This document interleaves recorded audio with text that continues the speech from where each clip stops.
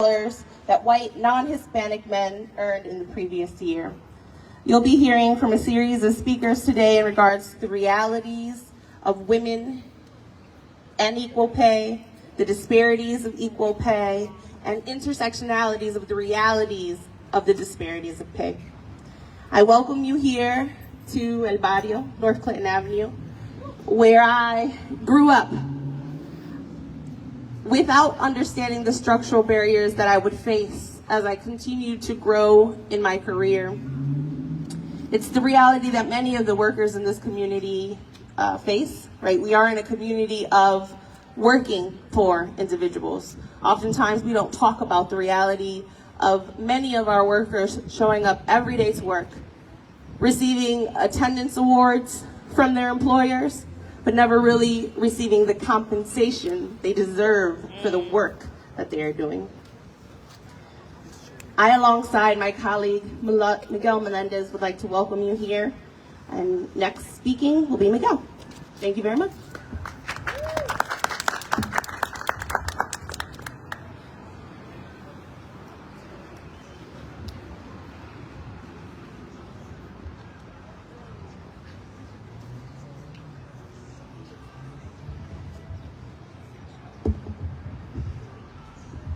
Bienvenidos. Welcome everyone to La Plaza Internacional here on North Clinton Avenue.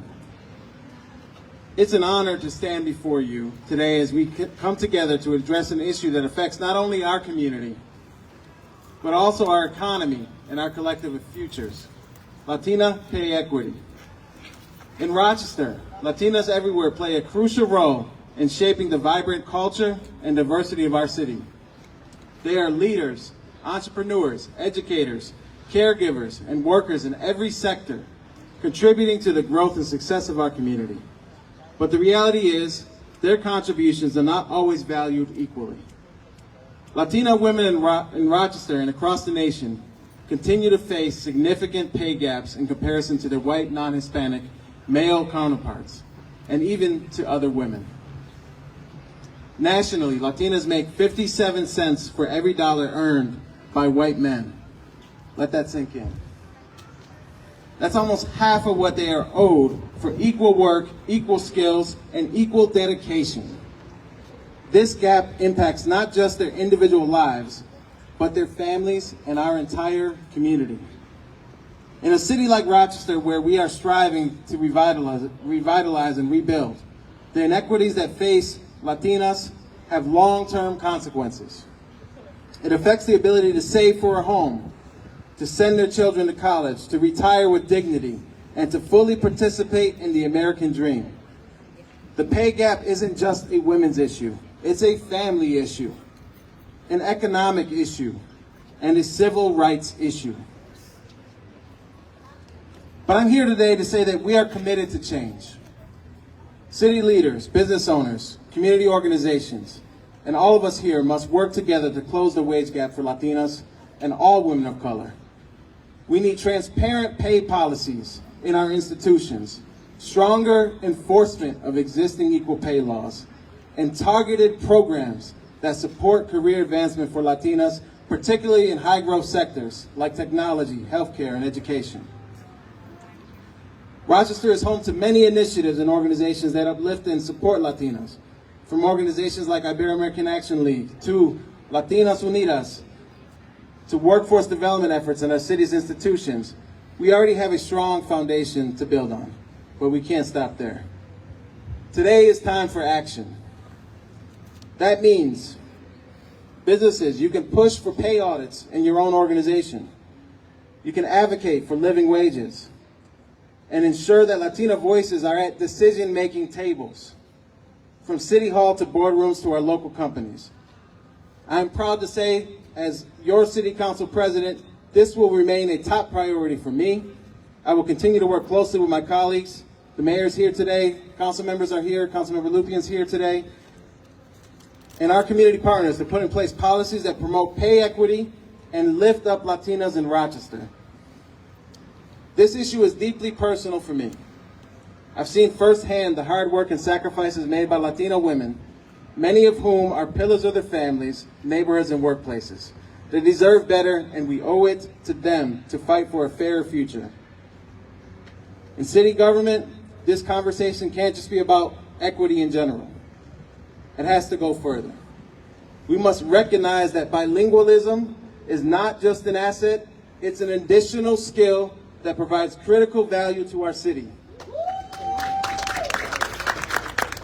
Bilingual protected positions where employees are required to serve our diverse communities in 2 languages should be compensated more than their counterparts.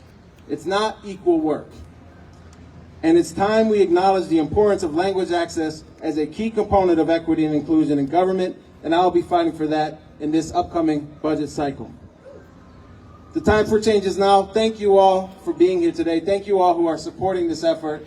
We have a list of wonderful speakers who are all supporting this work, and I would like to now call up the next speaker, our wonderful county executive, Adam J. Bello.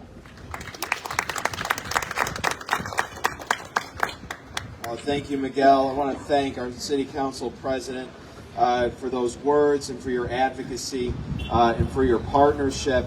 I'm going to be brief. The mayor and I have a proclamation we're going to read here in just a minute. But I just wanted to say, look, at the end of the day, what's going on here, the wage gap that we see for Latinas in our community is inexcusable.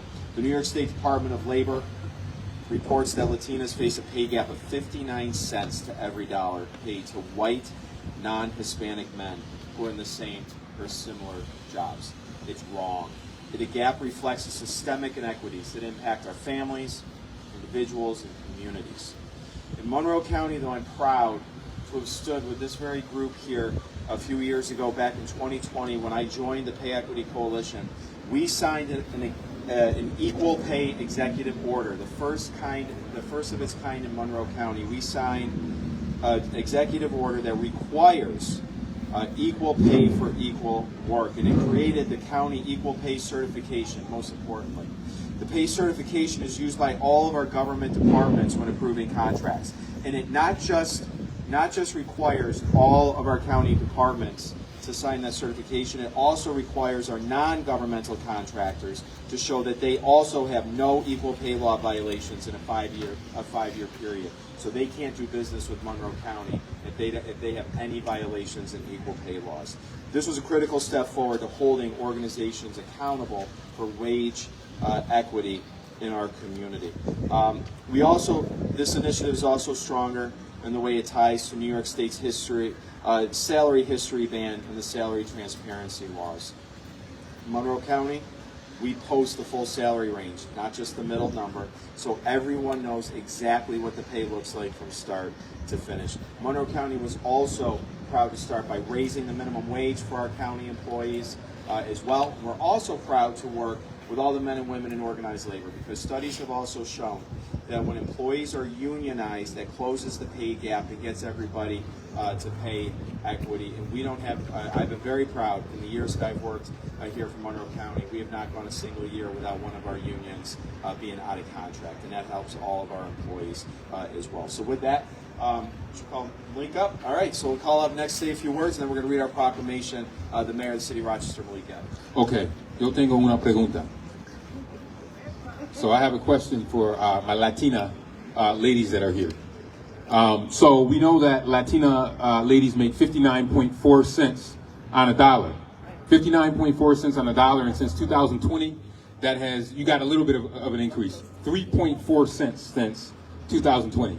So Eversha, when you go buy bread at the store and it costs $1, do you get to pay 59.4 cents?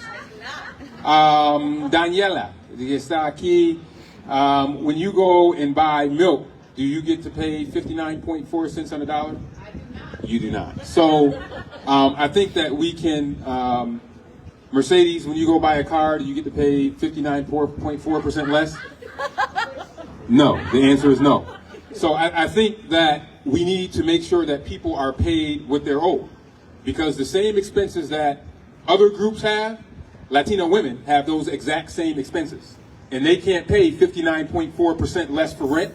They can't pay 59.4% less for milk, bread, or cheese, or any of the other essentials that we take for granted. So these numbers are important to dramatize in this date as to why it is we celebrate in October is because this is how long it takes them to be able to make up the dollars that their white counterparts in other groups might make.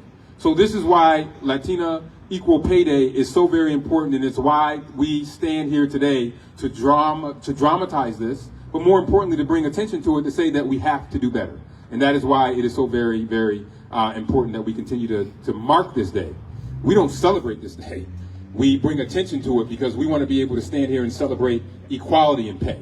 And that is what we want to make sure that we do. So we have a proclamation that we will read, but because it is important, we're going to read the entire thing. It's not too long, but I think it's important to read because it hits on a lot of the points that we have talked about. And it reads, whereas on this day we stand in solidarity with our Latina neighbors to advocate for equitable pay, recognizing that it takes the average Latina 641 days, nearly 2 years, to earn what her white non-Hispanic male counterpart makes in 365 days. Latina Equal Pay Day is intended to highlight and raise awareness of the persistent and unfair wage disparity that exists for Latina women and reminds us of the urgent need for progress. And whereas, despite the passing of the Equal Pay Act in 1963, Latina Americans remain the most adversely affected populations by the gender pay gap. According to the New York State Department of Labor, Latinas are paid just 59.4 cents for every dollar earned by white, non-Hispanic men in the same or similar jobs. The National Women's Law Center reports that nationally, Latinas working full-time, year-round, typically earn 57 cents for every dollar white, non-Hispanic men earn. And whereas the National Women's Law Center estimates that Latinas with a bachelor's degree only make about as much as a white non-Hispanic men with a high school diploma. As our city, state, and nation strive to build a more equitable future for all, we must acknowledge and address this disparity. And whereas the city of Rochester and the county of Monroe commend the work of national organizations like the Labor Council for Latin American Advancement and the National Women's Law Center, as well as the efforts of the Pay Equity Coalition, a grassroots alliance of local volunteers working to reduce pay inequities that afflict Latinas and black women. And whereas the city of Rochester and the county of Monroe join together and add their voices in support of Latina Equal Pay Day rally held at the International Plaza on October 3rd, 2024.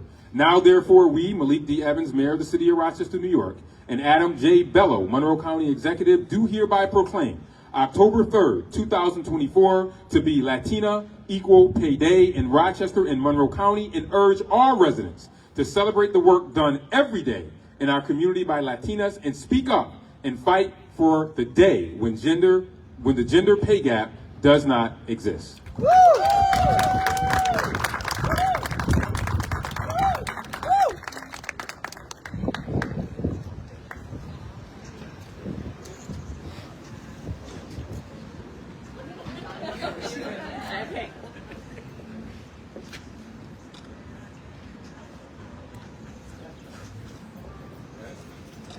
All right, thank you.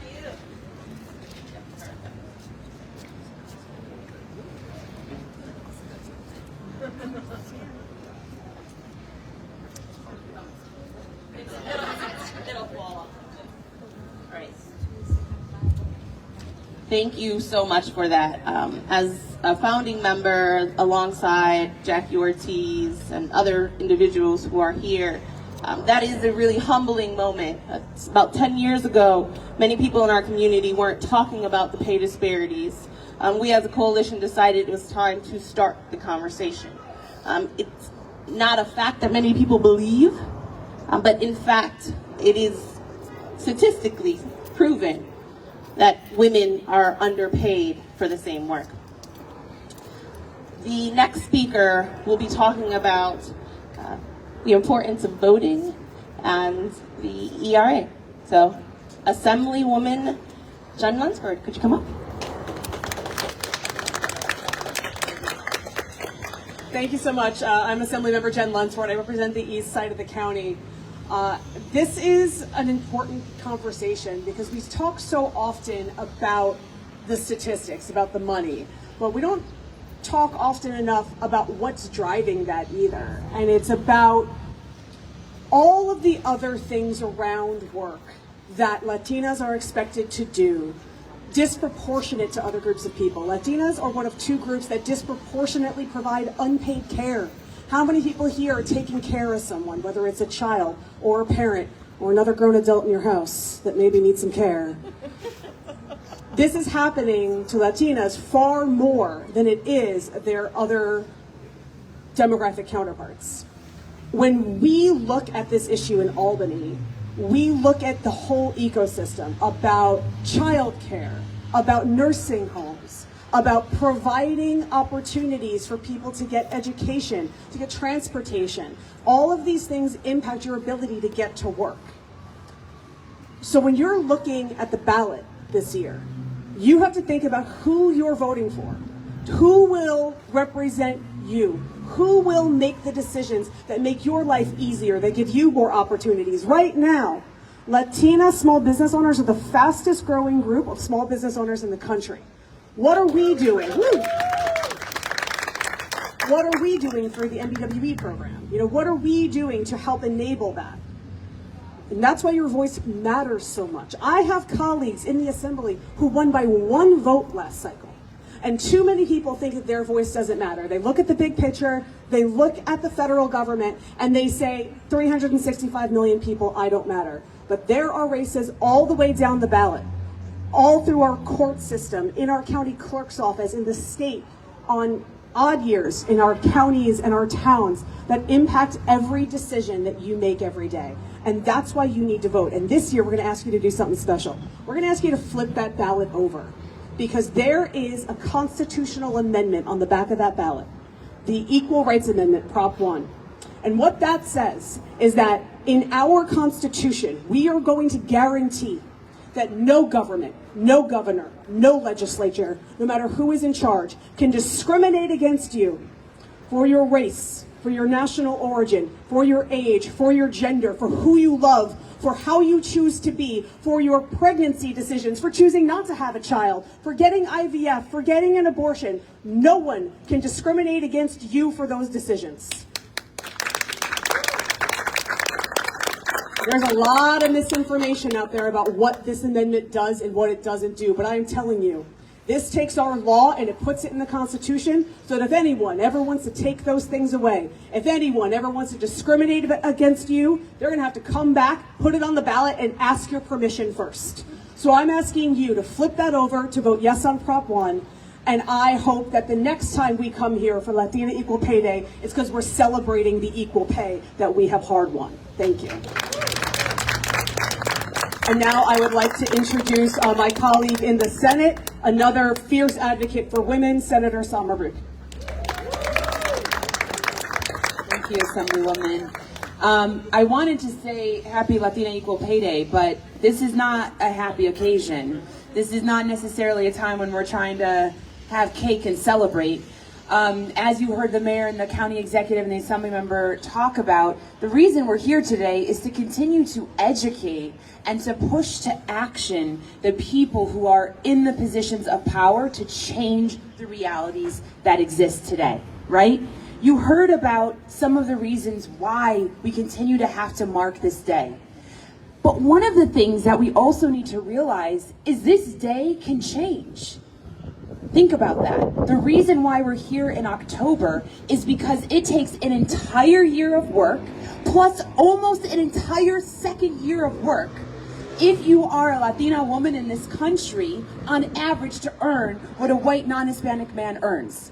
That is nearly 2 times the amount of work you have to put in to get out the same result as a man who may have the same position, right? But we also know that these are things that we can change. It's possible that a year from now, we can celebrate this 2 or 3 months earlier. It's possible that we can keep moving forward in that way so that January 1st, we'll all celebrate that women all over are getting paid equal to men. One of the other things that you look at is when you look at even participation in labor unions, We know that the reason we have a strong middle class in America is because of our labor movement, the protections that come with that, the wage benefits that come with that, the stability that comes with that. But only 10.7% of Latina women are actually enrolled in unions. So if you have a union in your workplace, if you're a Latina woman working in the workplace, think about the power that organizing workers can have, not just for you, but for your children and for your colleagues as well. So with that, that's my call to action. It's a labor call to action of thinking of how we can use collective bargaining, collective work, and work as people together to raise all of us up. Because here's the secret. If we're passing laws, if we're funding programs, if we are organizing as labor and it's helping Latina women, it's helping all of us. And I hope that we will all remember that. And it is always an honor to stand with you. And we're going to keep standing with you until it's January 1st, when all women are paid equal, right? Thank you so much. Thank you to all my colleagues in government who are here today to recognize the reality of Latina Equal Pay Day. As the senator mentioned, this is a conversation that should be worker focused. It should be advocates that are pushing for and alongside members of our community who show up to work every day and again receive unequal pay. With that being said, I'm going to introduce Roxana Siaka, a campaign organizer from Worker Justice of New York.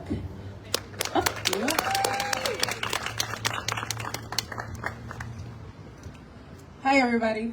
60 years after the passage of the Civil Rights Act of 1964, Black women continue to face racist and sexist barriers that leave them undervalued and underpaid. I was educated at an event back in July, similar to this event acknowledging Pay Equity Day. The Worker Justice Center of New York is proud to partner with the Pay Equity Coalition to amplify and affirm that we must continue to stand together and take action to close the pay gap.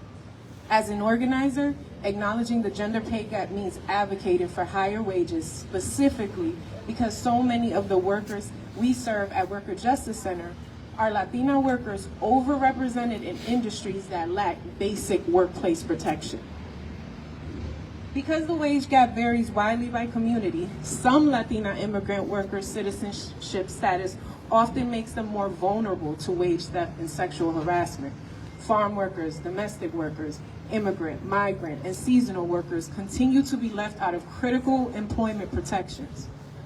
Until the women who perform some of the most essential jobs are able to achieve economic security, our economy and communities will not be as strong as they can possibly be. This impact is not merely felt in Latino communities and households where Latina mothers working outside of the home on average earn sometimes 51 cents for every dollar paid to a white man. In the Rochester community, where 1 out of every 2 child lives in poverty, it is essential that we use all of the tools at our disposal to protect Latina workers. Women's work overall is less valued than work done by men, not because our labor is intrinsically less valuable to society, but merely because it is work done by women. And don't get me started on the gender wealth gap. Women overall hold a mere 32% of the wealth men have accumulated. For Black, Latina, Indigenous, and others who are economically marginalized, this loss is especially devastating. This inequity impacts our entire community because these lifetime losses rob us of the opportunity to invest in our education, home ownership, and plan for retirement. The long-term impact on morale, individual health, and well-being is devastating. So what are we doing? I've heard from electeds here say advocacy without legislation will not close this wage gap. We must work with our officials to follow through on their commitment to legislate and ensure a stable economy through quality wages. We're fighting in Albany for a higher minimum wage upstate because workers in Rochester and Westchester deserve the same wage floor. But we can take this fight local too. We are working with labor unions and local community groups to form a coalition that fights for a fair wage here in Rochester, because we know no matter where we work, women of color face a wage gap. We must protect excluded workers, freelance, undocumented, recently incarcerated workers that continue to be unemployed by supporting common sense legislation, such as the Unemployment Bridge Program that will provide a lifeline for 750,000 workers.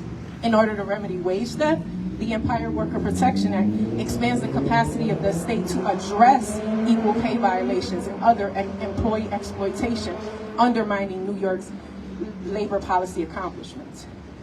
And what can we do? In order to address the Latina pay gap, it is essential that we use all of the tools at our disposal to raise wages for Latina workers in Rochester, from addressing wage theft to raising our local minimum wage. Tompkins County in Ithaca just passed a resolution to explore a higher local minimum wage. We can explore and support similar pathways. Employers need to commit to continuous improvement, enacting policies that will put women on a level playing field with men.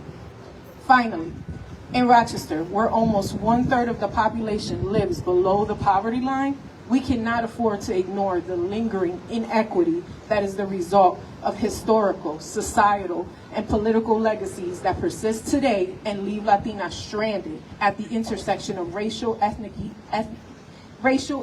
and gender inequities. Let's take action, because we are worth the whole dollar. Thank you. We absolutely are worth the whole dollar. And one of the statistics that often isn't discussed in regards to poverty in our community and the children who are victims of the poverty is that 80% of heads of households where children are living in poverty are women. Now, let me say that again. If a household has a head of household in our community that is a woman, it is 80% likely to be in poverty in our community. So a lot of people say, this doesn't affect us, but it affects our children when they are living in poverty due to the disparities of pay. The next individual to come up and speak is Mina, Director of Advocacy and Campaigns for the Worker Centers of CUNY, Central New York. Hi everyone. The Workers Center of Central New York is a nonprofit organization based out of Syracuse. We are unique in that we are a member-based organization. This means we do not exist without the voices and participation of workers. Today I'm honored to speak on behalf of the women that we represent in a sector of work that is often overlooked. We are not based out of Rochester, but our members span across the upstate region, which is why I'm here to show that Latina pay equity is a statewide issue. New York is among the top 5 states for highest milk production in the country. The work on dairy farms is year-round in the stifling heat and humidity of the summer and the icy cold of the winter. This work is primarily performed by immigrant farm workers from countries like Mexico and Guatemala, and many of these workers are our members. Latinas on these farms work the same long and physically challenging shifts that their male counterparts do, but they are often mistreated or undervalued regardless of their experience or commitment. Ofelia Sanchez is an active member of the Workers Center and has been in the United States for 15 years after migrating from Veracruz, Mexico. She has been working on a dairy farm in Cortland for the last 12. She has since become an example and mentor to those on the farm, yet every 2 weeks she brings home $200 to $300 less than her coworkers do that have half the experience. Some of these men started years later than Ofelia at the same farm and are milking the same cows, yet you wouldn't know by their paycheck. As a state that claims to support farmers, we have a responsibility to equally value the labor of these immigrant women, like Ofelia, who milk the cows, who pick the apples, who tie the grapevines, and so much more. Oftentimes in this industry, women are completely denied work or fired after the first inconvenience because of claims they cannot handle the labor. But people like Ofelia and countless other women know that is not the case. Latinas that we work with face additional barriers because not only is their immigration status often used against them, but also the gender biases that they can't work as hard as men. After attending various Know Your Rights trainings and workshops, Ofelia began to learn more about her rights, not only as a worker, but as a woman and an immigrant. She began to advocate for herself, and only then did her boss begin to acknowledge the poor conditions of his workers. But I'd like to be clear. This does not mean that things have changed fundamentally and her boss respects her for who she is. He is just afraid of legal action being taken by his employees who are now aware of their rights. We have also seen instances where women who speak up for themselves or insist that changes be made are fired or even told they must perform sexual acts in order to receive a paycheck. These are not unique cases. Every day, Latinas are fighting for respect and equity in a sexist and racist system designed to keep us quiet. A Human Rights Watch report in 2012 detailed the ways in which immigrant farm workers are especially vulnerable to sexual assault and sexual violence in the workplace.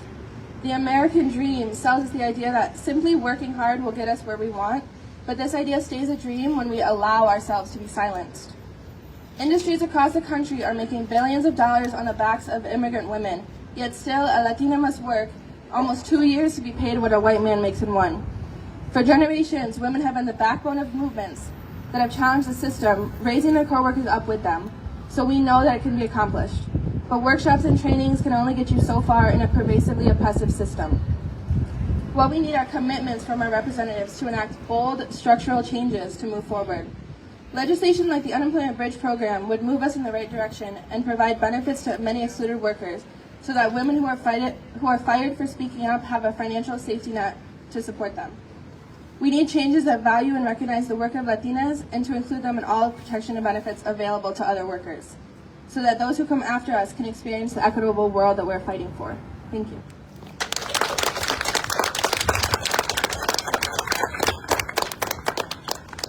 Thank you very much. Oftentimes I'm asked, are you focusing on Latina Equal Pay Day because you're Latina? The answer is not necessarily. Latinas are the largest demographic in this community, in the nation, that have to work all the way up until October to make the pay that a non-Hispanic white man has.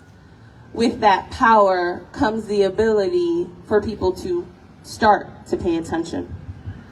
But there are many demographics who continue to be underpaid for their work. And the reality of that intersectionality is why I asked the amazing J.D. Flores to speak today. It is a reality that faces many of us, but some of us in a different way. So thank you so much for being here. And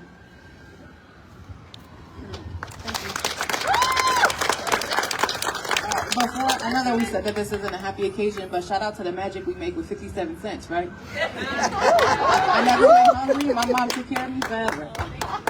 And my mom always said, we're 3, 8, 4 could too. So here I am. When Arisha first asked me to speak here, I was like, you sure?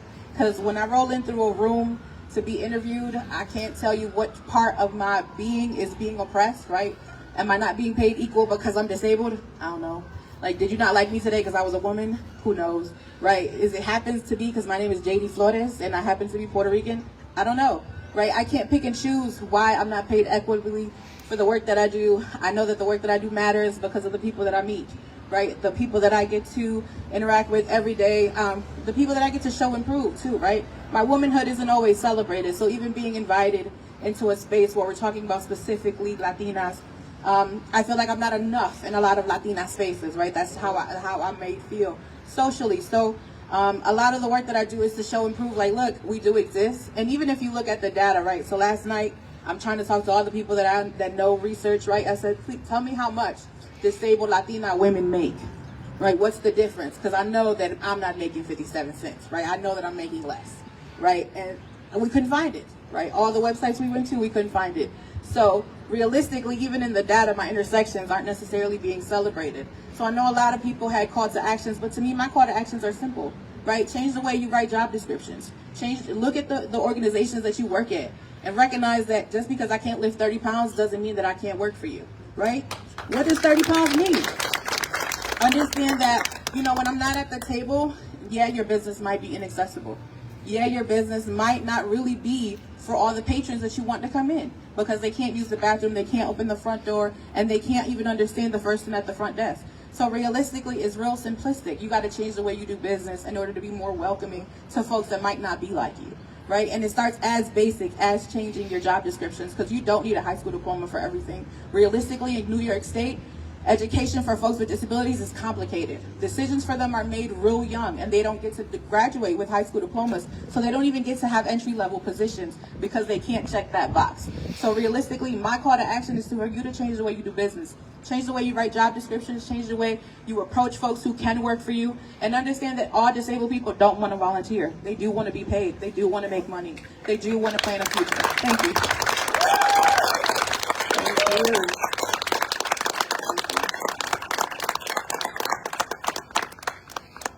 Thank you very much. Always educating me. And next up is Nat Ramos. All right.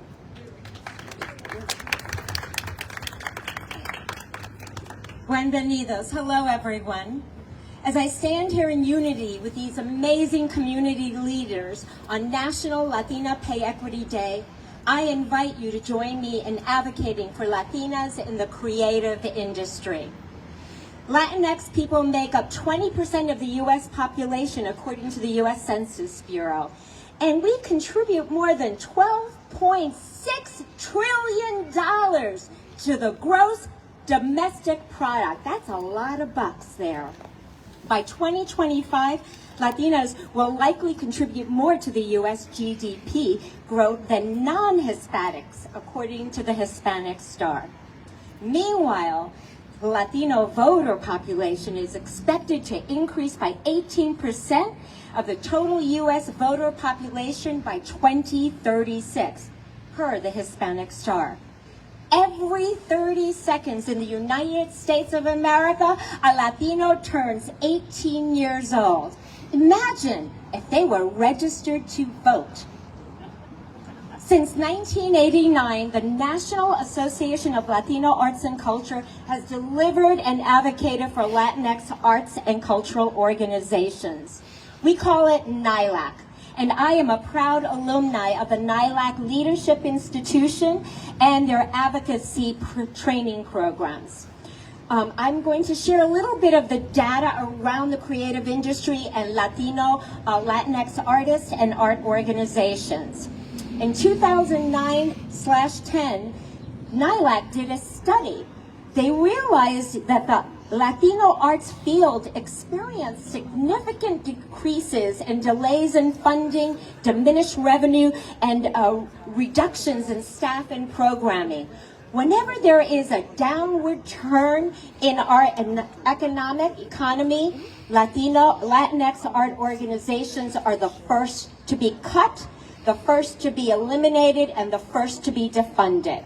Additionally, with these findings, there is a significant number of artists that are often asked to donate and volunteer their work, or perhaps maybe just do it on the slide. Now, I will tell you that our Latina artists have a resilience on the part of our work, and that we will continue to do our work in the communities because it is the calling of our community. Research from NILAC's 2019 State of the Latino Arts and Cultural Organizations addressed critical lack of available information about Latino art organizations nationally.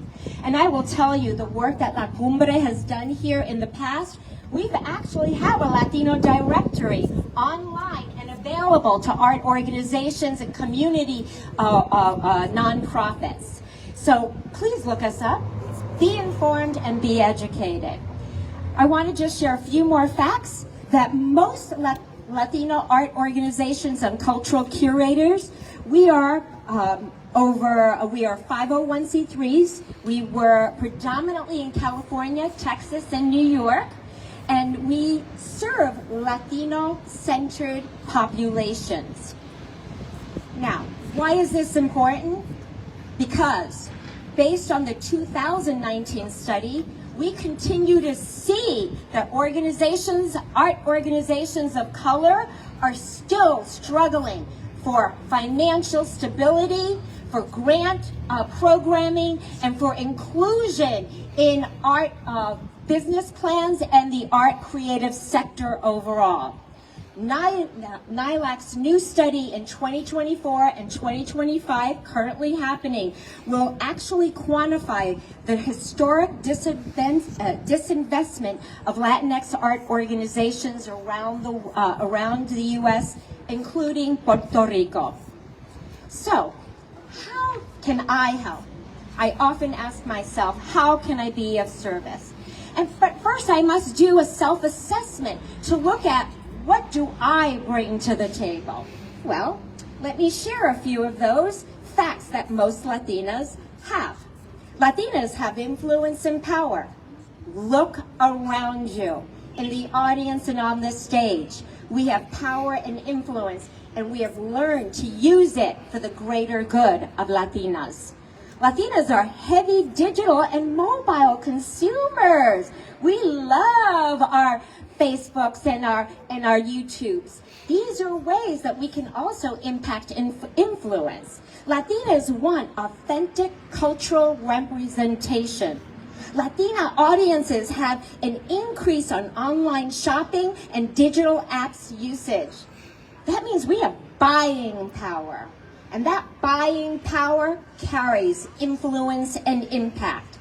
I will also tell you that brands are now using social media to build cultural bridges with Latinas because I think they want our dollars. Our 57 cents. These findings reflect the Latino arts sector's need for increased financial support. Additionally, these findings will show that a significant number of artists, they pay their own expenses. They provide free and low-cost performances.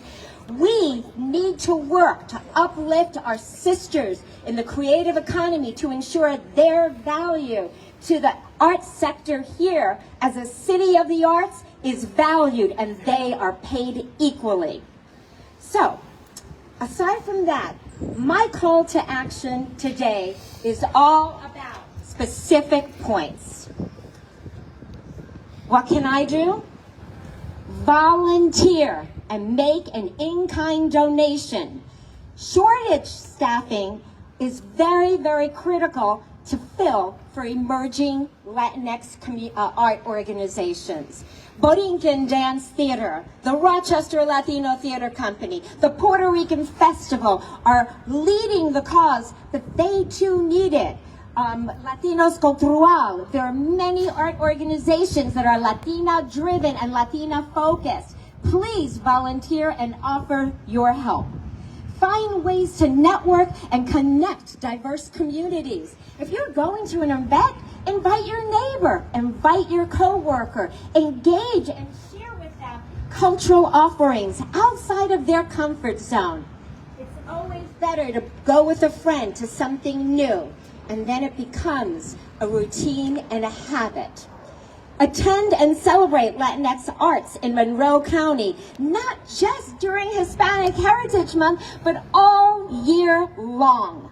And support these groups and dozens of others that are emerging, the amazing Latino and Latino bands and the orchestras that we have.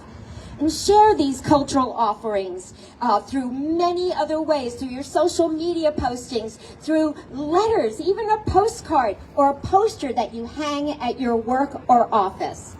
Advocate for equity in pay and transparent salary negotiations. And finally, vote yes on Proposition 1. This year, New York State, please remember to flip that ballot over. Flip it over.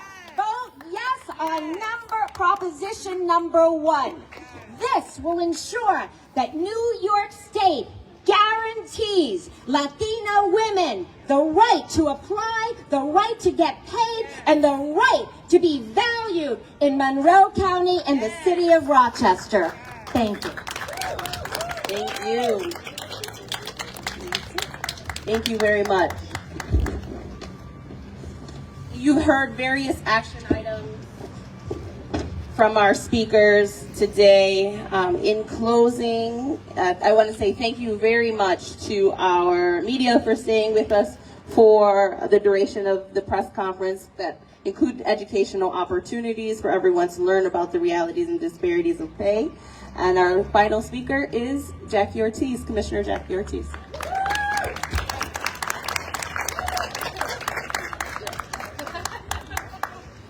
All right, well, good afternoon, everyone.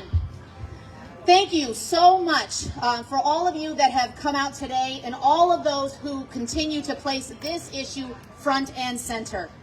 Today should serve as an eye-opening reminder that although we have made some progress, that there is still so much to do.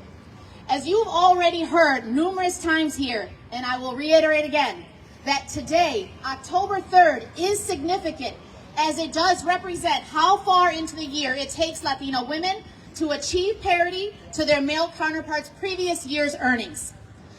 When many of us here locally began this advocacy and action-filled journey at least a decade ago, and it's amazing how quickly time flies, that we set out to bring awareness. And I am still surprised that how many people do not view this as a real issue. And that we set out to alter the status quo and to transform internal structures. And yes, there have been some wins, some of those that you heard earlier. Equal pay for equal work was been redefined as equal pay for substantially similar work. It's not enough just to compare equal pay for equal work. The addition of equal pay requirements as part of Monroe County contracts was a huge win for us, and we thank all of those partners in government and all of those in the Equity Coalition who worked so very hard to make sure that that happened. The inability to use someone's past salary as a marker in determining their future salary, no longer allowed. The passage of the salary range disclosures requires employers to list salary ranges for all advertised jobs and promotions in New York State. Yes, that was a win. And while all of these wonderful things are happening, the needle has not moved far enough. I ask everyone to continue their commitment to changing systems that perpetuate inequities. And I am so thankful to all of my beautiful goddess sisters and political leaders and soldiers and leaders in the Army. We need every last person, we need every ally possible. And all of that being said, because I, nor any other woman, has decades to wait, I want us to focus on our own personal accountability. We need to be our own best advocates. When we talk about self-care, we should include our financial care as part of that attention. We have to stop, take some time for personal reflection, self-assessments. Where do you stand? Do your research. Never go into anything based on emotion, but instead the facts.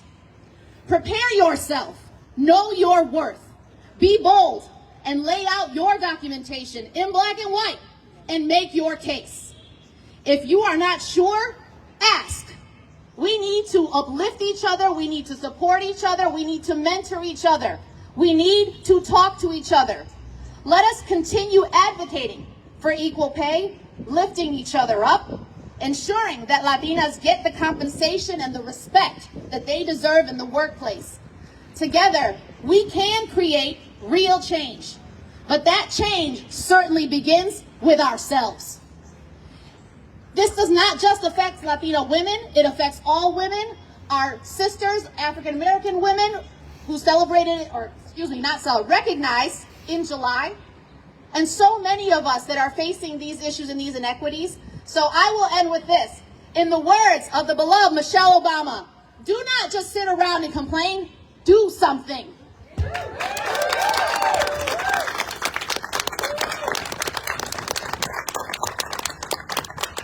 Okay, thank you very much. And in those words of doing something, we really appreciate everyone being here, whether it be in person or if you are watching on the various live streams.